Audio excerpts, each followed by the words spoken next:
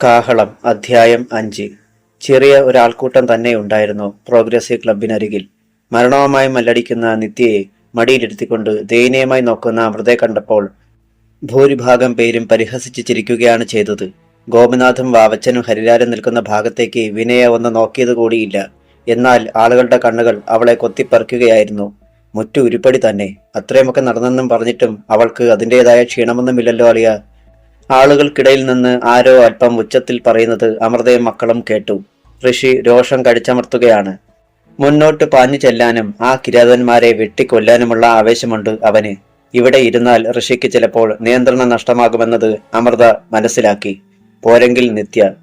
എങ്ങനെയായാലും മോളെ ആശുപത്രിയിൽ എത്തിച്ചേ പറ്റൂ. അമൃത എണീറ്റു. മകളെ കൈകളിൽ കോരിയെടുത്തു. വാ മക്കളെ, നമുക്ക് നടന്നു പോകാം. അമൃതയ്ക്ക് പിന്നാലെ അവരും നീങ്ങി. അങ്ങനങ്ങോട്ട് നടക്കടി, ഗോപിനാഥ് വിളിച്ചു പറഞ്ഞു. ആളുകൾ കൂകി വിളിച്ചു. ഋഷി തിരിഞ്ഞു നോക്കി. എന്താടാ നോക്കി പേടിപ്പിക്കുന്നേ? തൊഴി വാങ്ങിക്കാണ്ടെങ്കിൽ തിരിഞ്ഞു നോക്കാതെ വിട്ടോടാ. ഋഷി എന്തോ പിറുപിറുത്തു. മോനെ, അമൃത താക്കിതിന്റെ ഭാവത്തിൽ വിളിച്ചു. എന്തിനും ഒരുങ്ങി നിൽക്കുന്ന കൂട്ടമാണത്. വഴക്കുണ്ടാക്കാൻ ചെറിയൊരു കാരണം പോലും അവർക്ക് വേണ്ട. പിന്നെ ഋഷി അനങ്ങിയില്ല. കൊച്ചുമോളെ ഇങ്ങ് താ മമ്മി, ഇനി ഞാനെടുക്കാം. വിനയ കൈനീട്ടി. വേണ്ട മോളെ. രാവിലത്തെ വെയിലിന് നല്ല ചൂടുണ്ടായിരുന്നു. എല്ലാവർക്കും നല്ല ദാഹം തോന്നി. പക്ഷേ കടകളിലേക്ക് ചെല്ലാൻ മടി. കാരണം അവരും പറ്റില്ലെന്ന് പറഞ്ഞാലോ. ജംഗ്ഷൻ പിന്നിട്ട് ഒരു ചെറിയ വളവ് തിരിഞ്ഞപ്പോൾ അല്പം അകലെ ഒരു ഓട്ടോ കിടക്കുന്നത് കണ്ടു. അത് നമ്മൾ വന്ന ഓട്ടോയാ മമ്മി, വിനയ ധൃതിയിൽ പറഞ്ഞു. എന്താണ് അതവിടെ കിടക്കാൻ കാരണമെന്ന് ചിന്തിച്ചുകൊണ്ടാണ് അവർ അങ്ങെത്തിയത്. പെട്ടെന്ന് അതിൽ നിന്ന് ഡ്രൈവർ ഇറങ്ങി. നിങ്ങൾ നടന്നു വരുമെന്ന് എനിക്കറിയാമായിരുന്നു ചേച്ചി, അതുകൊണ്ടാ ഇവിടെ കാത്തു കിടന്നത്, അവൻ അറിയിച്ചു. അവിടെ വെച്ച് ഞാൻ കൂടുതൽ വാശി പിടിച്ചാൽ സംഘർഷമുണ്ടാകുമെന്ന് അറിയാം. അതാ നിങ്ങളെ ഇറക്കിയത്. എനിക്ക് പേടിയുണ്ടായിട്ടല്ല. അവർ നിങ്ങളെ ഉപദ്രവിച്ചാലോ? നന്ദിയോടെ അമൃത ആ ചെറുപ്പക്കാരനെ നോക്കി. അവളുടെ കണ്ണുകൾ നിറഞ്ഞിരുന്നു. വേഗം കയറിയട്ടെ ചേച്ചി, അവൻ ധൃതി കൂട്ടി. എല്ലാവരും ഓട്ടോയിൽ കയറി. നല്ല വേഗതയിൽ തന്നെയാണ് അവൻ ഓട്ടോ വിട്ടത്. അതിനിടെ തന്നെ അവൻ ഉണ്ടായതൊക്കെ ചോദിച്ചറിഞ്ഞു. അവനെയൊക്കെ വെട്ടിക്കൊല്ലുകയാ വേണ്ടത്. ഞങ്ങളുടെ സ്ഥലത്തെങ്ങാനുമായിരുന്നെങ്കിൽ ചുട്ടുകരിച്ചേനെ ഞങ്ങൾ. രോഷത്തോടെയാണ് അവൻ സംസാരിച്ചത്. രാഷ്ട്രീയത്തിന്റെ പേര് പറഞ്ഞ് ഇത്രയും തോന്നിയാസങ്ങൾ കാണിച്ചു കൂട്ടുന്ന ഇവിടം പോലെ മറ്റൊരിടമില്ല. അരമണിക്കൂറോളം വേണ്ടി വന്നു ആശുപത്രിയിലെത്താൻ. ഒരു ചെറിയ ആശുപത്രി. നിത്യ വേഗം ഡോക്ടറുടെ മുന്നിലെത്തിച്ചു. എന്താ പറ്റിയത്? അവളെ പരിശോധിക്കുന്നതിനിടയിൽ ഡോക്ടർ തിരക്കി. നെഞ്ച് പൊട്ടിപ്പിളരുന്ന വേദനയോടെ അമൃത കാര്യം ചുരുക്കി പറഞ്ഞു. ഡോക്ടർ നെറ്റി ചൊളിച്ചു. തൽക്കാലം ഞാനൊരു ഇഞ്ചക്ഷൻ തരാം. എന്നിട്ട് നിങ്ങൾ എത്രയും വേഗം കുട്ടിയെ ഏതെങ്കിലും വലിയ ഹോസ്പിറ്റലിൽ എത്തിക്കണം. അയാൾ ബസർ അമർത്തി. നഴ്സ് വന്നു. ഡോക്ടർ വേണ്ട നിർദ്ദേശങ്ങൾ നൽകി. അടുത്ത മുറിയിലേക്ക് കൊണ്ടുപോയി. നിത്യയ്ക്ക് ഒരു ഇഞ്ചക്ഷൻ കൊടുത്തു. ഓട്ടോ പോയിരുന്നില്ല. അതിൽ തന്നെയാണ് ജില്ലാ ഹോസ്പിറ്റലിലേക്ക് കൊണ്ടുപോയത്. അവിടെ നിന്ന് ഏതാണ്ട് 15 കിലോമീറ്ററോളം ഉണ്ടായിരുന്നു. കുട്ടിയെ അവിടെ അഡ്മിറ്റ് ചെയ്തു. ഇത്തരമൊരു സംഭവം ആയതിനാൽ പോലീസിൽ അറിയിക്കുവാൻ ഡോക്ടർ നിർബന്ധിതനായി. നിത്യയെ കാഷ്വാലിറ്റിയിൽ തന്നെയാണ് കിടത്തിയത്. 24 മണിക്കൂറുകൾ കഴിയാതെ എനിക്കൊന്നും പറയാൻ കഴിയില്ല. അതല്ലെങ്കിൽ നിങ്ങൾക്ക് കുറെ കൂടി മെച്ചപ്പെട്ട ഹോസ്പിറ്റലിൽ കൊണ്ടുപോകാം. ഡോക്ടർ അവരെ മാറി മാറി നോക്കി. അത് വേണ്ട ഡോക്ടർ, അങ്ങ് എങ്ങനെയും എന്റെ കുഞ്ഞിനെ ഒന്ന് രക്ഷിച്ചാൽ മതി, തൊഴു കൈയോടെ അമൃത അറിയിച്ചു. I will try. എന്റെ കഴിവിന്റെ പരമാവധി ഞാൻ ഉപയോഗിക്കാം. ഓട്ടോ ഡ്രൈവറും ഉണ്ടായിരുന്നു അവർക്കൊപ്പം. എന്നാൽ ഇനി ഞാൻ പോകട്ടെ ചേച്ചി. ഈ പട്ടണത്തിൽ തന്നെയാണ് ഞാൻ ഓട്ടോ ഓടിക്കുന്നത്. ഈ വഴി വരുമ്പോൾ ഇവിടെ കയറാം. അമൃത പെട്ടെന്ന് പേഴ്സ് തുറന്നു. എന്നാൽ അവൻ വിലക്കി. വേണ്ട ചേച്ചി, നിങ്ങളെ കൊണ്ട് വന്നില്ലെങ്കിലും ഞാൻ ഇങ്ങോട്ട് തന്നെ മടങ്ങി വരേണ്ടവനല്ലേ. മാത്രമല്ല ഞാൻ കൊണ്ടുവന്നത് എന്റെ കുഞ്ഞു പെങ്ങളെ പോലെയാണെന്ന് കരുതിക്കോ. ഈ പ്രായത്തിലുള്ള ഒരു പെങ്ങൾ എനിക്കുമുണ്ട്. അമൃതയുടെ ചുണ്ടുകൾ വിറച്ചു. മോന്റെ പേരെന്താ? ജിത്ത്, ഇന്ദ്രജിത്ത്. എങ്കിൽ ഞാൻ പോട്ടെ. അവൻ ഋഷിയുടെ തോളിൽ കൈവച്ചു. അനിയ, നിന്റെ മനസ്സ് എനിക്കറിയാം. അവിവേകം കാണിച്ച് അപകടത്തിലൊന്നും ചെന്ന് ചാടരുത്. നിനക്കും ഒരവസരം വരും. ചിന്തയോടെ അവനൊന്ന് തലകുലുക്കി. ജിത്ത് പോയി. മമ്മിക്കും പെങ്ങൾക്കും അരികിൽ അവനും ഇരുന്നു. നിത്യയുടെ ജീവന് വേണ്ടി അറിയാവുന്ന ദൈവങ്ങളെയൊക്കെ വിളിച്ച് പ്രാർത്ഥിക്കുകയായിരുന്നു അവർ. ഈശ്വര, പ്രേമേട്ടനെങ്കിലും ഒന്ന് വന്നിരുന്നെങ്കിൽ തനിക്ക് അല്പമെങ്കിലും ധൈര്യം കിട്ടിയേനെ എന്ന് തോന്നി അമൃതയ്ക്ക്. എങ്കിലും ആ മുഖത്ത് നോക്കി നടന്നതൊക്കെ എങ്ങനെ പറയും താൻ? നിത്യമോൾക്ക് പിറന്നാൾ സമ്മാനമായി ചുരിദാർ വാങ്ങിക്കൊണ്ട് വെള്ളിയാഴ്ച വരാമെന്ന് പറഞ്ഞുപോയ പ്രേമേട്ടൻ കണ്ണീർ കവിളിലൂടെ ചാലിട്ടൊഴുകുകയാണ്. ആശുപത്രി വരാന്തയിലൂടെ വന്നവർ അവരെ തുറച്ചു നോക്കി. ഒരു നഴ്സ് ഋഷിയെ വിളിച്ച് പുറത്തുനിന്ന് വാങ്ങുവാനുള്ള മരുന്നുകളുടെ ലിസ്റ്റ് നൽകി. മമ്മിയുടെ കയ്യിൽ നിന്ന് പണം വാങ്ങി അവൻ മെഡിക്കൽ സ്റ്റോറിലേക്ക് പോയി. പപ്പ എവിടെയായിരിക്കും? പത്രവാർത്ത കണ്ടിട്ടുണ്ടാവുമോ? അതിനിടെ അവൻ ഓർത്തു, പ്രേമചന്ദ്രൻ അപ്പോൾ പത്തനംതിട്ട ജില്ലയിലെ റാന്നിയിലായിരുന്നു. ഒരു പറമ്പിൽ ഓയിൽ ക്യാനുകൾ ഇറക്കിയിട്ട് മാനേജരുടെ ടേബിളിനരികിൽ അതിന്റെ കണക്ക് കൊടുത്ത് കൊണ്ടിരിക്കുമ്പോഴാണ് അന്നത്തെ പത്രത്തിൽ കണ്ണുകൾ ഉടക്കിയത്. മണപ്പള്ളിയിൽ വീണ്ടും കൊലപാതകം എന്ന തലക്കെട്ട് കണ്ടപ്പോൾ ആകാംക്ഷയോടെ പത്രം കടന്നെടുത്തു. അതിൽ യദുരാമന്റെ ഫോട്ടോ. അയാളുടെ ഇടനെഞ്ചി പിടഞ്ഞു. വാർത്തയിലൂടെ അതിവേഗം സഞ്ചരിക്കുമ്പോൾ അയാൾക്ക് ശ്വാസം മുട്ടി. ഒത്ത ഉയരവും വണ്ണവുമുള്ള 47കാരനായിരുന്നു പ്രേമചന്ദ്രൻ. അയാളുടെ കഷണ്ടിത്തലയിലും മുഖത്തുമൊക്കെ വിയർപ്പ് പൊടിഞ്ഞു. എന്താ പ്രേമ? മാനേജർ തിരക്കി. എനിക്കല്പം വെള്ളം വേണം.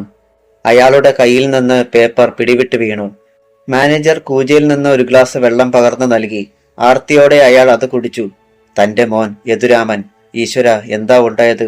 പറ പ്രേമ, തനിക്കെന്തു പറ്റി? എനിക്ക് ഒന്ന് ഫോൺ ചെയ്യണം. അതിനെന്താ? അയാൾ ഫോൺ പ്രേമചന്ദ്രന് അരികിലേക്ക് നീക്കി വെച്ചു. പ്രേമചന്ദ്രൻ വീട്ടിലെ നമ്പർ ഡയൽ ചെയ്തു. പലതവണ ശ്രമിച്ചിട്ടും ലൈൻ കിട്ടിയില്ല. എൻഗേജ്ഡ് ശബ്ദം പോലെ. പിന്നീട് ലിസിയമ്മയുടെ വീട്ടിലേക്ക് വിളിച്ചു. ആദ്യ ശ്രമത്തിൽ തന്നെ ബെൽ കേട്ടു. ഫോൺ എടുത്തത് ലിസിയമ്മയുടെ ഭർത്താവ് അലക്സാണ്ടർ ആയിരുന്നു. ഞാനാ അലക്സേ, പ്രേമൻ. താനെവിടുന്നാ? ഇവിടത്തെ കാര്യങ്ങളൊക്കെ അറിഞ്ഞോ? ഇപ്പോഴാ പത്രം കണ്ടത്. റാന്നിയിലാ ഞാൻ. പത്രത്തിൽ ആദ്യത്തെ സംഭവമേയുള്ളൂ. പിന്നെന്തുണ്ടായി? പ്രേമചന്ദ്രന്റെ ശബ്ദം വിറച്ചു. അലക്സാണ്ടർ കാര്യം പറഞ്ഞു. പ്രേമചന്ദ്രന്റെ കയ്യിൽ നിന്ന് റിസീവർ പിടിവിട്ട് വീണു. ഈശ്വര! അയാളുടെ കണ്ണുകൾ പിന്നോട്ട് മറിയുന്നത് മാനേജർ കണ്ടു. അയാൾ ചാടി എണീറ്റു താങ്ങി. പ്രേമ, പ്രേമ. പക്ഷെ പ്രേമചന്ദ്രൻ അനങ്ങിയില്ല. മാനേജർ തന്റെ ജോലിക്കാരെ വിളിച്ചു. അവരും ഓടിയെത്തി. അയാളെ ഒരിടത്ത് കിടത്തി. മുഖത്ത് വെള്ളം തളിച്ചു. പ്രേമചന്ദ്രൻ കണ്ണുകൾ തുറന്നു. ആദ്യം കാണുന്നത് പോലെ അയാൾ അവരെ തുറച്ചു നോക്കി. പിന്നെ നടുക്കം നിറഞ്ഞു നിൽക്കുന്ന മുഖത്തോടെ ചാടി എണീറ്റു. എന്താടോ തനിക്ക് പറ്റിയത്? കാര്യം പറ. ആശുപത്രിയിൽ പോകണോ? മാനേജരും പരിഭ്രമിച്ചിരുന്നു. വേണ്ട, ഞാൻ നാട്ടിലേക്ക് പോകുകയാ.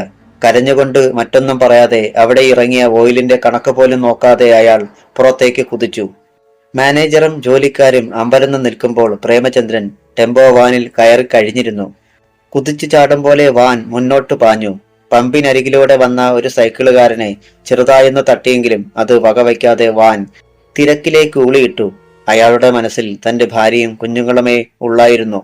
ആ നേരത്ത് ജലപാനം പോലും ചെയ്യാതെ കാഷ്വാലിറ്റിക്ക് മുന്നിൽ ഇരിക്കുകയായിരുന്നു അമൃതയും മക്കളും.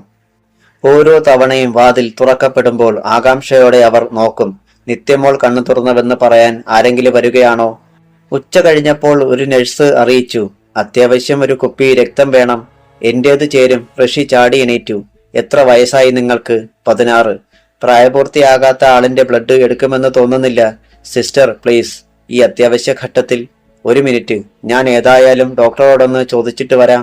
നഴ്സ് പോയിട്ട് വേഗം തിരിച്ചു വന്നു. ക്ഷമിക്കണം, പറ്റില്ലെന്നാ ഡോക്ടർ പറയുന്നത്. എങ്കിൽ എന്റെ രക്തം എടുക്കാമല്ലോ. ഞങ്ങളുടേത് ഒരേ ഗ്രൂപ്പാ. നോക്കിയിട്ടുണ്ട്, അമൃത പറഞ്ഞു.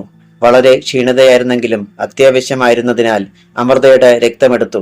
ഋഷി, യദുവേട്ടൻ ഈ വിവരമൊക്കെ അറിഞ്ഞിട്ടുണ്ടാവുമോ? വിനയ തിരക്കി. ആര് പറയാൻ? ഒക്കെ പിശാചുക്കളല്ലേ.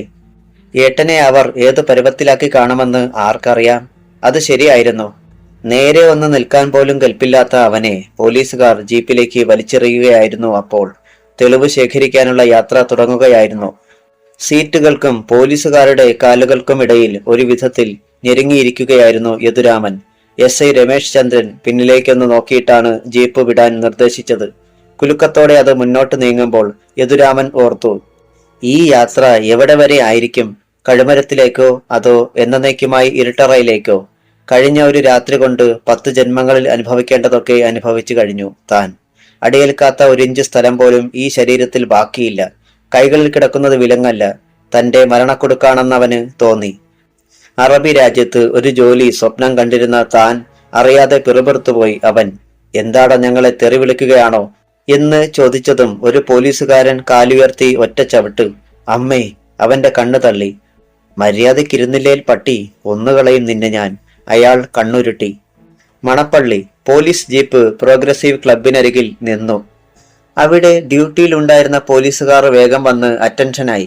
ഇവിടെ കുഴപ്പങ്ങളൊന്നുമില്ലല്ലോ? രമേശ് ചന്ദ്രൻ തിരക്കി. നോ സാർ, പക്ഷേ കഴിഞ്ഞ രാത്രിയിൽ ആ യദുരാമന്റെ വീട്ടിൽ അയാൾ പൂർത്തിയാക്കാൻ അനുവദിക്കാതെ എസ് ഐ പറഞ്ഞു. ആ ശരി, ആരും പരാതിയൊന്നും തന്നിട്ടില്ലല്ലോ? ഇല്ല സാർ. ഓക്കെ. ജീപ്പ് നീങ്ങി. എന്നാൽ അതിനുള്ളിൽ യദുരാമൻ ഇരിക്കുന്നത് നാട്ടുകാരിൽ ചിലർ കണ്ടു. അവർ കാണാത്തവരോടും വിവരം പറഞ്ഞു. എല്ലാവരും ജീപ്പ് പോയ വഴിയെ വെച്ചു പിടിച്ചു. തന്റെ വീട്ടിൽ എന്തോ നടന്നുവെന്ന് യദുരാമന് ഉറപ്പായി. പോലീസുകാരന്റെ സൂചനയിൽ നിന്നത് വ്യക്തമായി. പക്ഷെ എന്താണ്? അവന്റെ ഹൃദയം പിടഞ്ഞു. എന്റെ വീട്ടിൽ എന്താ സാറന്മാരെ ഉണ്ടായത്? പോലീസുകാരോട് ചോദിക്കാതിരിക്കാനായില്ല അവന്. ഭാ റാസ്കൽ, നിനക്ക് എന്തൊക്കെ അറിയണമെടാ? പിന്നോട്ട് തിരിഞ്ഞ് ASI സത്യപാലൻ അലറി. നിന്റെ അമ്മയെ മറ്റൊരാൾക്ക് കെട്ടിച്ചു കൊടുത്തു. എന്താ നിനക്ക് തൃപ്തി ആയോടാ? അതോടെ അവന്റെ നാവടഞ്ഞു. കശുമാവിൻ തോപ്പിനരികിൽ ജീപ്പ് നിന്നു. ഇങ്ങോട്ടിറങ്ങി വാടാ. പോലീസുകാർ വിലങ്ങണിഞ്ഞ യദുരാമനെ വലിച്ചിറക്കി. ആളുകൾ ജീപ്പിന് പിന്നാലെ ഓടി വരുന്നുണ്ടായിരുന്നു. തെളിവെടുപ്പെന്ന പേരിൽ പോലീസ് അവനെ കശുമാവിൻ തോപ്പിൽ കയറ്റി. ജയശ്രീ കൊല്ലപ്പെട്ട സ്ഥലവും അതിനു മുമ്പ് മൂവർ സംഘവുമായി ഏറ്റുമുട്ടിയ സ്ഥലവുമൊക്കെ അവൻ പോലീസിന് കാട്ടിക്കൊടുത്തു. തിരികെ റോഡിലെത്തിയപ്പോഴേക്കും അവിടെ നല്ലവണ്ണം ആളുകൾ കൂടിയിരുന്നു. അവനെ ഇങ്ങോട്ടൊന്ന് താ സാറേ, ഞങ്ങളും കൂടെ ഒന്ന് കൈകാര്യം ചെയ്യട്ടെ. ബലാത്സംഗ വീരൻ, കൊലയാളി. അങ്ങനെ പറഞ്ഞതാരെന്ന് യദുരാമൻ നോക്കിയെങ്കിലും കണ്ടില്ല. പക്ഷേ അവന്റെ കണ്ണുകൾ മറ്റു ചിലരിൽ ഉടക്കി. വാവച്ചൻ, ഗോപിനാഥ്, ഹരിലാൽ. ആളുകൾക്കിടയിൽ എല്ലാം കണ്ടും കേട്ടും അവരുമുണ്ടായിരുന്നു. യദുരാമന്റെ ഹൃദയത്തിൽ കോപം തിളച്ചു. അതിന്റെ പ്രതിഫലനം കണ്ണുകളിലുമുണ്ടായി. തന്റെ ശത്രുക്കൾ. ഒരു നിമിഷം കൊണ്ട് അവൻ ശരീരത്തിലെ വേദന മറന്നു, ക്ഷീണം മറന്നു. എടാ! ഒരു അലർച്ചയോടെ പോലീസുകാർക്കിടയിൽ നിന്ന് അവൻ മുന്നോട്ട് കുതിച്ചു. ഗോപിനാഥും വാവച്ചനും തിരിഞ്ഞോടി. നിൽക്കടാ അവിടെ! ആളുകളെ തള്ളിമാറ്റി പോലീസുകാരും യദുരാമന്റെ പിന്നാലെ എത്തി. എന്നാൽ അവൻ കാലുയർത്തി. അപ്പോഴേക്കും ഹരിലാലിന്റെ നെഞ്ചിൽ ചവിട്ടി. അവൻ മലർന്നു വീണു. യദുരാമൻ അവന്റെ നെഞ്ചിലമർന്നു.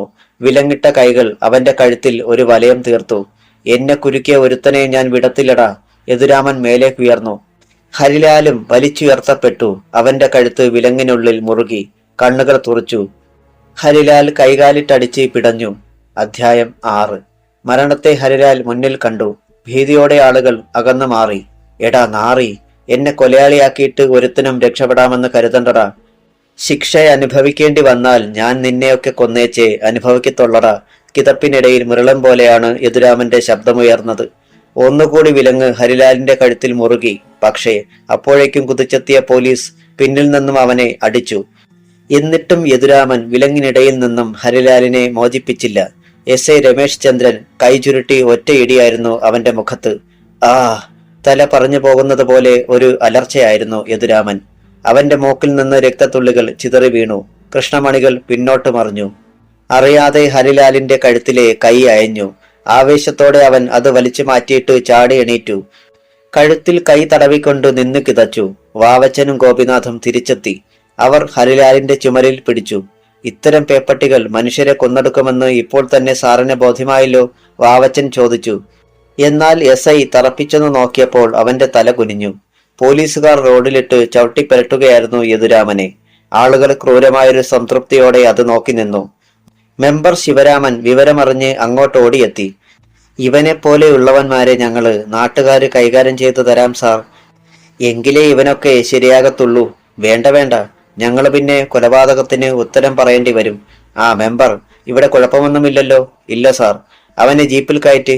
SI പോലീസുകാർക്ക് നിർദ്ദേശം നൽകി. അവർ ഒരു ചാക്കുകെട്ട് എടുത്തെറിയും പോലെ അവനെ ഉയർത്തി ജീപ്പിലേക്ക് എറിഞ്ഞു. അസഹ്യമായ വേദനയ്ക്കിടയിലും യദുരാമന്റെ കണ്ണുകൾ ചുറ്റും പരതി. തന്റെ വീട്ടിലെ ആരെങ്കിലും അവിടെ എങ്ങാനുമുണ്ടോ? കണ്ടില്ല.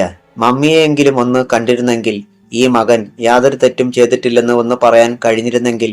ആ ഒരാഗ്രഹം മാത്രമേ അപ്പോൾ അവനുണ്ടായിരുന്നുള്ളൂ. ഒബ്സർവേഷൻ റൂമിന് മുന്നിൽ അപ്പോഴും കാത്തിരിപ്പ് തുടരുകയായിരുന്നു അമൃതയും മക്കളും. കാഷ്വാലിറ്റിയിൽ നിന്ന് നിത്യയെ അവിടേക്ക് മാറ്റിയിരുന്നു. ആശാവഹമായ അഭിപ്രായമൊന്നും ഇനിയും ഡോക്ടറുടെ ഭാഗത്തു നിന്ന് ഉണ്ടായിട്ടില്ല. നിമിഷങ്ങൾ പിടഞ്ഞു വീണു. ഋഷി ഒരു നാരങ്ങാ വെള്ളം വാങ്ങിക്കൊണ്ടുവന്ന് മമ്മിക്ക് കൊടുത്തു. ഇത് കുടിക്കൂ മമ്മി. വേണ്ട മോനെ, എന്റെ കുഞ്ഞ് അകത്ത് അങ്ങനെ കിടക്കുമ്പോൾ എനിക്ക് വെള്ളം ഇറങ്ങത്തില്ല. വിനയെയും മമ്മിയെ നിർബന്ധിച്ചു. കൊച്ചുമോൾക്ക് വേഗം സുഖമാവും മമ്മി. ഈ വെള്ളമെങ്കിലും കുടിച്ചില്ലെങ്കിൽ മമ്മിയെയും ഇവിടെ അഡ്മിറ്റ് ചെയ്യേണ്ടി വരുമല്ലോ. മക്കളുടെ നിർബന്ധം സഹിക്കവയ്യാതെ അമൃത ഗ്ലാസ് വാങ്ങി 2 കവൽ കുടിച്ചിട്ട് ഗ്ലാസ് വിനയയ്ക്ക് കൊടുത്തു. എനിക്ക് മതി, ബാക്കി നീ കുടിച്ചോ. വിനയ അത് കുടിച്ചു. പകൽ പോയി. നേരം ഏതാണ്ട് 7 മണിയോടടുക്കാറായി. പെട്ടെന്ന് ഗേറ്റ് കടന്ന് ഒരു ടെമ്പോ വാൻ അലറിപ്പാഞ്ഞു വന്ന് ആശുപത്രിക്ക് മുന്നിൽ നിന്നു. ഏതോ അത്യാവശ്യ കേസാണെന്ന് കരുതി വാച്ചർ ഓടിയെത്തി. സ്റ്റിയറിംഗ് വീലിന് പിന്നിൽ നിന്ന് പ്രേമചന്ദ്രൻ പുറത്തേക്ക് ചാടി. എന്താ സാർ, ആർക്കാണ് കുഴപ്പം? വാച്ചർ തിരക്കി. പക്ഷെ അത് ശ്രദ്ധിക്കാതെ പ്രേമചന്ദ്രൻ അകത്തേക്കോടി. ഏയ്! പിന്നിൽ നിന്ന് വാച്ചർ എന്തോ വിളിച്ചു പറഞ്ഞത് അയാൾ കേട്ടില്ല. ഒരു ഭ്രാന്തന്റെ മട്ടും ഭാവമായിരുന്നു അയാൾക്കപ്പോൾ. ആളുകൾ വെട്ടിത്തിരിഞ്ഞ് അയാളെ തുറച്ചു നോക്കി. റിസപ്ഷൻ കൗണ്ടറിനടുത്തെത്തുമ്പോൾ അയാൾ പ്രാർത്ഥിക്കുകയായിരുന്നു, ഈശ്വര, ഇവിടെയെങ്കിലും അവർ ഉണ്ടാകണേ. കാരണം പട്ടണത്തിലെ മറ്റ് ആശുപത്രികളിൽ മുഴുവൻ അയാൾ കയറിയിറങ്ങി വരികയായിരുന്നു.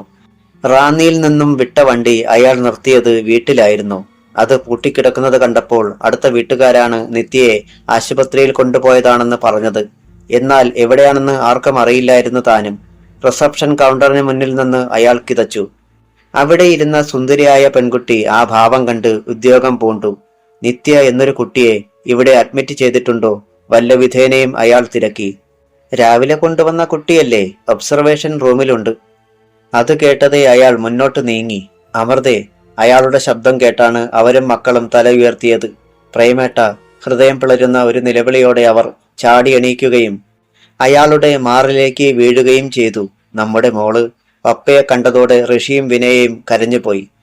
അല്പനേരം കഴിഞ്ഞ് പ്രേമചന്ദ്രൻ അമൃതയെ തന്നിൽ നിന്ന് അടർത്തി കസേരയിൽ ഇരുത്തി. എന്താ അമൃത ഉണ്ടായത്? അവർക്ക് പക്ഷെ ഒന്നും പറയാനില്ല. തങ്ങളുടെ മക്കളെ ആ ദുഷ്ടന്മാർ പിച്ചിച്ചീന്തിയെന്ന് എങ്ങനെ മുഖത്ത് നോക്കി പറയും? അത് മക്കളുടെ മുന്നിൽ വെച്ച്. പ്രേമചന്ദ്രൻ പിന്നെയും ചോദ്യം ആവർത്തിക്കുമ്പോൾ വാച്ചർ അങ്ങോട്ട് വന്നു. സാർ, ആ വണ്ടി ഒന്ന് മാറ്റിയിടണമായിരുന്നു. കീ അതിൽ തന്നെയുണ്ട്. താനൊന്ന് മാറ്റിയിട്. മുഖം തിരിക്കാതെ തന്നെ അയാൾ പറഞ്ഞു. ശരി സാർ. വാച്ചർ തിരിഞ്ഞു നടന്നു. ഇപ്പോഴെന്നോടൊന്നും ചോദിക്കല്ലേ പ്രേമേട്ട, ഒന്നും പറയാനുള്ള കരുത്തെനിക്കില്ല. അയാളുടെ മടിയിലേക്ക് തല ചായ്ച്ചുകൊണ്ട് അമൃത വിങ്ങിപ്പൊട്ടി. വിനയയും ഋഷിയും ഈ രംഗം കാണാനുള്ള കരുത്തില്ലാതെ വരാന്തയിലൂടെ വെറുതെ നടന്നു. പ്രേമചന്ദ്രന് പലതും ഊഹിക്കാൻ കഴിയുമായിരുന്നു. ഉറുമ്പ് ആഹാരം സ്വരൂപിച്ച് വെക്കുന്നത് പോലെ എത്ര സൂക്ഷ്മതയോടെ താൻ കെട്ടിപ്പൊക്കി കൊണ്ടുവന്ന കുടുംബമായിരുന്നു. ആരുടെയും മുന്നിൽ യാചിക്കാതെ, ആരോടും പകയില്ലാതെ ഇത്രയും കാലം കഴിഞ്ഞിട്ടിപ്പോൾ ഒറ്റ ദിവസം കൊണ്ട് എല്ലാം തരിപ്പണമാക്കുക എന്ന് പറഞ്ഞാൽ. അയാളുടെ കവിളുകളിലൂടെ ചൂടുള്ള 2 തുള്ളികൾ താഴെ കൊലിച്ചു. യദുരാമൻ പോലീസ് കസ്റ്റഡിയിലാണോ അമൃതേ? കുറച്ചു കഴിഞ്ഞ് അയാൾ തിരക്കി. അവരൊന്ന് മൂളി. ഡോക്ടറും നഴ്സുമാരും ഇടയ്ക്കിടെ കാഷ്വാലിറ്റിയിലേക്ക് പോയിക്കൊണ്ടിരുന്നു. വിനയയും ഋഷിയും വന്ന് കസേരകളിൽ ഇരുന്നു. ആശുപത്രിയിൽ നിശബ്ദത ചേക്കേറി തുടങ്ങി. പക്ഷേ അവർക്കാർക്കും ഉറക്കം വന്നില്ല. ഇടയ്ക്കിടെ ഉയരുന്ന ദീർഘനിശ്വാസങ്ങൾ. വിനയയാണെങ്കിൽ ഒരുതരം മരവിപ്പിൽ എന്ന മട്ടിലായിരുന്നു. വിലപ്പെട്ടതൊക്കെ മനസ്സിൽ വെച്ച് ആരാധിച്ച മനുഷ്യൻ തന്നെ ആദ്യം കവർന്നെടുത്തു. പിന്നെ എത്ര പേർ? ഒന്നും ഓർമ്മയില്ല. തന്റെ ശരീരത്തോട് തന്നെ അവൾക്ക് പുച്ഛം തോന്നി. നിറയെ അഴുക്കും പുഴുക്കളും നിറഞ്ഞ വൃത്തികെട്ട ഒരു ഓടയ്ക്ക് തുല്യമാണ് താനെന്ന് അവൾ അറിഞ്ഞു. ഓട വൃത്തിയാക്കുവാൻ സാധിക്കും. പക്ഷേ തന്റെ ശരീരമോ? മനസ്സിനേറ്റ പുഴുക്കുത്തുകളോ? പലതും ഓർത്തിരുന്ന അവൾ എപ്പോഴോ അറിയാതെ കണ്ണുകളൊന്നടച്ചു. മോളെ, അമൃത വിളിച്ചപ്പോഴാണ് അവൾ ഞെട്ടി ഉണർന്നത്. നേരം പ്രഭാതമായിരിക്കുന്നു. ഞാനും പപ്പയും കൂടെ ഇവിടെ ഇരിക്കാം. ഋഷിയും മോളും കൂടെ വീട്ടിലേക്ക് പോ, അമൃത പറഞ്ഞു. വീട്ടിലേക്കോ? അവൾ വല്ലാതെ നടങ്ങുന്നത് പ്രേമചന്ദ്രൻ കണ്ടു. എനിക്ക് പേടിയാ മമ്മി. ചേച്ചി വാ. ഇനി ആരെങ്കിലും നമ്മളെ ദ്രോഹിക്കാൻ വന്നാൽ കൊല്ലും ഞാൻ. അവന്റെ മുഖം വലിഞ്ഞു മുറുകി. പ്രേമചന്ദ്രൻ പെട്ടെന്നിടപെട്ടു. തൽക്കാലം ആരും വീട്ടിലേക്ക് പോകണ്ട. നമുക്കിവിടെ ലോഡ്ജിൽ ഒരു മുറിയെടുക്കാം. ആശുപത്രിക്കരികിൽ ഒരു ലോഡ്ജുണ്ടായിരുന്നു. പ്രേമചന്ദ്രൻ അവിടെ ഒരു ഡബിൾ റൂം എടുത്തു. കുളിക്കാനും മറ്റുമുള്ള സൗകര്യങ്ങളെങ്കിലും ഉണ്ടല്ലോ. മാറിയുടുക്കാൻ ആർക്കും തുണിയില്ല. തൽക്കാലം ഉള്ളതുപോലെ ഉപയോഗിക്കാമെന്ന് വെച്ചു. മക്കളെ ലോഡ്ജിലാക്കിയിട്ട് അയാൾ അമൃതയുടെ അരികിൽ തിരിച്ചെത്തി.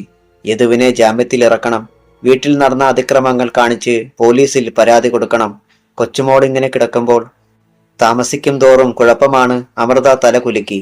പ്രേമചന്ദ്രൻ പിന്തിരിഞ്ഞു. ഞാൻ ആദ്യം പോലീസ് സ്റ്റേഷനിൽ ഒന്ന് ചെല്ലട്ടെ. അപ്പോഴാണ് ഒബ്സർവേഷൻ റൂമിൽ നിന്ന് ഒരു ഡോക്ടർ ഇറങ്ങി വന്നത്. പ്രേമചന്ദ്രൻ അയാളോട് മകളെക്കുറിച്ച് തിരക്കി.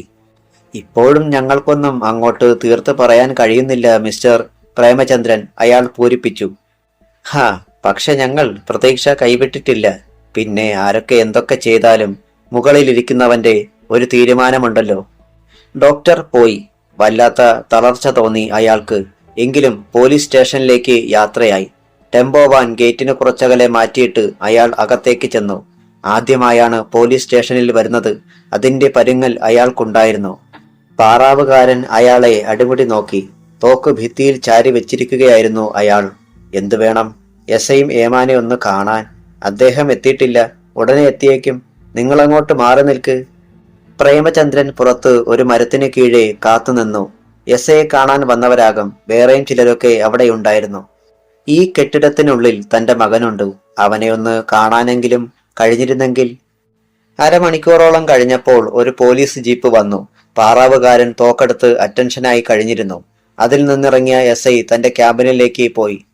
നേരത്തെ കാത്തു നിന്നിരുന്നവരൊക്കെ മുന്നോട്ടു നീങ്ങുന്നത് കണ്ട് പ്രേമചന്ദ്രനും ചെന്നു. രണ്ടാമത്തെ ഊഴം അയാൾക്ക് കിട്ടി. അകത്തേക്ക് ചെന്നപ്പോഴേ പ്രേമചന്ദ്രൻ എസ് ഐയെ തൊഴുതു.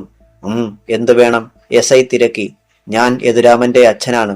ഓഹോ, ആ മഹാൻ താനായിരുന്നോ? തന്നെ ഒന്ന് കണ്ട് അഭിനന്ദിക്കണമെന്ന് കരുതിയിരുന്നതാ ഞാൻ. ഇത്രയും മിടുക്കനായ ഒരു മകനെ സൃഷ്ടിച്ചതിന്. അയാൾ പരിഹസിച്ചു. സാർ, അവൻ തെറ്റൊന്നും ചെയ്തിട്ടില്ല എന്ന് തനിക്കെങ്ങനെ അറിയാം? ഞാൻ എന്റെ മക്കളെ അങ്ങനെയാണ് സാർ വളർത്തിയത്. വിനയത്തോടെയാണ് പറഞ്ഞതെങ്കിലും എസ് ഐ ചാടി എണീറ്റുകൊണ്ട് അലറി. എന്നിട്ടാണോടാ ഒരു പെണ്ണിനെ ക്രൂരമായി കൊലപ്പെടുത്തിയത്? ഇല്ല സാർ, അങ്ങനെയൊന്നും ചെയ്യാൻ എന്റെ കുഞ്ഞിന് കഴിയില്ല. പിന്നെന്താടാ റാസ്കൽ, ഞങ്ങള് കള്ളം പറയുകയാണോ? നാട്ടുകാരും കള്ളം പറയുകയാണോ? അതിനുത്തരം പറയാൻ അയാൾക്ക് കഴിഞ്ഞില്ല. വേഗം പൊയ്ക്കോ, അല്ലെങ്കിൽ തന്നെ കൂടി അകത്താക്കും ഞാൻ. സാർ, അവന് ജാമ്യം. കോപ്പ് കോടതിയിൽ ഹാജരാക്കുമ്പോൾ പറ്റുമെങ്കിൽ മേടിച്ചോ. പ്രേമചന്ദ്രന്റെ ഒച്ച പതറി. എനിക്കവനെ ഒന്ന് കാണാനെങ്കിലും പറ്റുമോ സാർ? പറ്റില്ല സാർ, പ്ലീസ്. പറ്റില്ലെന്ന് പറഞ്ഞാൽ പറ്റില്ല. തനിക്ക് പോകാം. എനിക്ക് മറ്റൊരു പരാതി കൂടിയുണ്ട് സാർ. കഴിഞ്ഞ ദിവസം രാത്രി എന്റെ വീട്ടിൽ. പരാതി എഴുതി കൊടുത്താൽ മതി. എസ് ഐയുടെ മുറിയിൽ നിന്ന് ഇറങ്ങുമ്പോൾ സെല്ലുകളുടെ ഭാഗത്തേക്ക് പ്രേമചന്ദ്രൻ നോക്കി. പക്ഷേ യദുരാമനെ കണ്ടില്ല. പോലീസുകാർ അയാളെ നോക്കി പരിഹസിച്ച് ചിരിക്കുന്നുണ്ടായിരുന്നു. പ്രേമചന്ദ്രൻ അവിടെ നിന്ന് പോയി ഒരു അഡ്വക്കേറ്റിനെ കണ്ടു. യദുരാമന്റെ ജാമ്യത്തെക്കുറിച്ച് സംസാരിച്ചു. തന്റെ വീട്ടിലുണ്ടായത് കാണിച്ച് പോലീസിൽ പരാതി കൊടുക്കുന്നതിനെക്കുറിച്ച് പറഞ്ഞു. അമൃതയെ കൂടി കൂട്ടിക്കൊണ്ടുവരാനും പരാതി തയ്യാറാക്കാമെന്നും മറ്റും അഡ്വക്കേറ്റ് സമ്മതിച്ചു. പ്രേമചന്ദ്രൻ ആശുപത്രിയിലെത്തി. ഋഷിയെയും വിനയെയും അവിടെ ഇരുത്തിയിട്ട് അമൃതയെയും കൂട്ടി അഡ്വക്കേറ്റിന്റെ ഓഫീസിലേക്ക് മടങ്ങി. അവിടെ വെച്ചാണ് തന്റെ വീട്ടിൽ യഥാർത്ഥത്തിൽ നടന്നത് അയാൾ അറിയുന്നത്. അമൃത വക്കീലിനോട് പറഞ്ഞപ്പോൾ തന്റെ പെൺമക്കൾ, ഈശ്വര, എന്തൊക്കെയാണ് ആ രാത്രിയിൽ വീട്ടിൽ നടന്നത്? അയാൾ കിടുങ്ങി. ആ ദൃശ്യങ്ങൾ മുന്നിൽ കാണുന്നത് പോലെ ശരീരം വിറകൊണ്ടു. കവിളുകളെ നനച്ചുകൊണ്ട് കണ്ണീർ ചാലിട്ടൊഴുകി. നീ എന്താടി ഒന്നും എന്നോട് പറയാഞ്ഞത്? അയാൾ ഭാര്യയെ നോക്കി. ഞാനും കൂടെ ചേർന്ന് നമുക്കങ്ങ് മരിക്കാറുന്നല്ലോ. ഇങ്ങനെ ജീവിക്കുന്നതിലും ഭേദം അതല്ലേ? പ്രേമേട്ട, വക്കീൽ ഓഫീസാണെന്നത് മറന്ന് അമൃതയും നിലവിളിച്ചു. ഏയ്, എന്താ ഇത്? അഡ്വക്കേറ്റ് ജെയിംസ് തോമസ് ഇരുവരെയും മാറി മാറി നോക്കി. റിലാക്സ്. കഴിഞ്ഞു പോയതിനെ ഓർത്ത് കണ്ണീരൊഴുക്കുകയല്ല വേണ്ടത്. അവർക്കെതിരെ നിയമം കൊണ്ട് കുരുക്കുണ്ടാക്കണം. ഞാനത് സാധിച്ചു തരാം. പ്രേമചന്ദ്രൻ കണ്ണീർ തുടച്ചു. എന്നാലും സാർ, എന്റെ കുഞ്ഞുങ്ങള്. ജെയിംസ് തോമസ് എണീറ്റ് വന്ന് അയാളുടെ തോളിൽ കൈവച്ചു. ഈ ഘട്ടത്തിൽ ധൈര്യം കൈവിടാതെ സൂക്ഷിക്കേണ്ടത് താങ്കളാണ്. താങ്കൾ കൂടി കരഞ്ഞാൽ ആ കുട്ടികളുടെ കാര്യം ഒന്ന് ചിന്തിച്ചു നോക്കൂ. പ്രേമചന്ദ്രൻ അഡ്വക്കേറ്റിനെ നോക്കി. ആ കണ്ണുകളിൽ വല്ലാത്തൊരു തിളക്കം വന്നു. മുഖം വലിഞ്ഞു മുറുകി. സിരകൾ ത്രസിച്ചു. മനസ്സിലൊരു വന്യമൃഗം അലറി. പക്ഷേ പ്രേമചന്ദ്രൻ തൽക്കാലം അടക്കി. പരാതി കൊടുക്കാനും യദുരാമനെ കോടതിയിൽ ഹാജരാക്കുന്നത് എന്നാണെന്നറിയാനും തന്റെ അസിസ്റ്റന്റിനെ കൂടി അഡ്വക്കേറ്റ് ജെയിംസ് തോമസ് പ്രേമചന്ദ്രന്റെ ഒപ്പം സ്റ്റേഷനിലേക്ക് വിട്ടു. പരാതി വായിച്ചു നോക്കിയിട്ട് എസ് ഐ ഒന്ന് മൂളി. അഡ്വക്കേറ്റിന്റെ നിർദ്ദേശാനുസരണം പരാതിയുടെ ഒരു കോപ്പി വനിതാ കമ്മീഷനും മറ്റൊന്ന് മനുഷ്യാവകാശ കമ്മീഷനും അയച്ചു. എസ് ഐ അപ്പോൾ തന്നെ ജില്ലാ പ്രസിഡന്റ് പങ്കജാക്ഷനെ ഫോണിൽ വിളിച്ചു. അയാൾ പരാതി തന്നു കഴിഞ്ഞു. സ്ത്രീപീഡന കേസാ. പ്രതികൾ കുരുങ്ങും. മെഡിക്കൽ പരിശോധനയിൽ സംഗതി സത്യമാണെന്ന് തെളിയും. എന്തു വേണമെന്ന് ഞാനൊന്ന് ആലോചിക്കട്ടെ. ഏതായാലും ചാടിപ്പുറപ്പെട്ടുള്ള അന്വേഷണത്തിനൊന്നും മുതിരണ്ട, പങ്കജാക്ഷൻ പറഞ്ഞു. അന്ന് ഉച്ച കഴിഞ്ഞ നേരം ആശുപത്രിയിൽ ഇരിക്കുകയായിരുന്നു പ്രേമചന്ദ്രൻ. പഞ്ചായത്ത് മെമ്പർ ശിവരാമൻ അങ്ങോട്ട് വന്നു. അയാളെ കണ്ടപ്പോഴേ അമൃത മുഖം തിരിച്ചു കളഞ്ഞു. ശിവരാമൻ വെളുക്കെ ചിരിച്ചു. നിത്യയെക്കുറിച്ചുള്ള വിവരങ്ങൾ തിരക്കി. പിന്നെ പ്രേമചന്ദ്രനോട് പറഞ്ഞു, വരൂ, നമുക്ക് പുറത്തേക്കൊന്നിറങ്ങി നിൽക്കാം. ഇരുവരും ആശുപത്രി മുറ്റത്തെ ഒരു മാവിൻ ചുവട്ടിൽ വന്നു നിന്നു. കേസ് കൊടുത്ത കാര്യവും മറ്റും ശിവരാമൻ ചോദിച്ചറിഞ്ഞു. പിന്നെ പറഞ്ഞു, പ്രേമ, നിങ്ങളുടെ സ്ഥാനത്ത് മറ്റു ആരായിരുന്നാലും ആദ്യം ചെയ്യുന്നത് ഇങ്ങനെ തന്നെ ആയിരിക്കും. പക്ഷേ അപ്പോഴൊക്കെ ആരും ചിന്തിക്കാതെ പോകുന്ന ഒന്നുണ്ട്. തുടർന്നുണ്ടാകുന്ന നാണക്കേട്. പോലീസ്, കോടതി. ഒന്നും മിണ്ടാതെ കേട്ടു നിൽക്കുകയാണ് പ്രേമചന്ദ്രൻ. ശിവരാമൻ തുടർന്നു, ഇപ്പോൾ തന്നെ വീട്ടിലെ സംഭവം ആരും അറിഞ്ഞിട്ടില്ല. പത്രക്കാരൊന്നും മണം പിടിച്ചെത്തിയിട്ടില്ല. അവർ കൂടി അറിഞ്ഞാലത്തെ അവസ്ഥയോ? പത്രങ്ങളിൽ വാർത്തയായി, ടിവിക്കാർ സിനിമ പിടിക്കുകയായി. ലോകത്തിനു മുന്നിൽ താനും തന്റെ കുടുംബവും. ആ കുട്ടികൾക്കിനി ഒരു ഭാവിയുണ്ടാവുമോ? ഞാൻ പറഞ്ഞു വരുന്നത് പൂർത്തിയാക്കാൻ സമ്മതിച്ചില്ല പ്രേമചന്ദ്രൻ. ഒറ്റയടിയായിരുന്നു. ശിവരാമൻ വട്ടം കറങ്ങി മാവിൻ ചുവട്ടിൽ വീണു. പന്ന കഴിവേറി, ഞാൻ പരാതി പിൻവലിക്കണം അല്ലേടാ? ആ ക്രിമിനൽസിനെ രക്ഷിക്കണം അല്ലേടാ? ശിവരാമനെ പിടിച്ചുയർത്തി അയാൾ പിന്നെയും അടിച്ചു. നിന്റെ പെണ്ണും പിള്ളയും മക്കളെയും ഇതുപോലെയൊക്കെ ആരെങ്കിലും ചെയ്താൽ മിണ്ടാതിരിക്കുവോ നീ? അലറുകയായിരുന്നു അയാൾ. പ്രേമ വിട്, ആളുകൾ ശ്രദ്ധിക്കുന്നു. ശിവരാമൻ പതറി. ശ്രദ്ധിക്കട്ടടാ. അയാൾ പിന്നെയും അടിച്ചു. ശിവരാമന്റെ ഷർട്ട് വലിച്ചു കീറി. ആളുകൾ ഓടിക്കൂടി. ഒറ്റത്തൊഴിക്ക് ശിവരാമനെ നിലത്തിട്ടിട്ട് പ്രേമചന്ദ്രൻ കൈ ചൂണ്ടി. എന്തു വന്നാലും കേസ് നടത്തുമടാ ഞാൻ. വന്നതിൽ കൂടുതലൊന്നും വരാനില്ലല്ലോ എനിക്ക്. അയാളുടെ മേലേക്കൊന്ന് കാറി തുപ്പിയിട്ട് പ്രേമചന്ദ്രൻ തിരിച്ചു നടന്നു. തറയിൽ കിടന്നുകൊണ്ട് ശിവരാമൻ പല്ലിറുമി. ബാക്കി ഭാഗം നാളെ.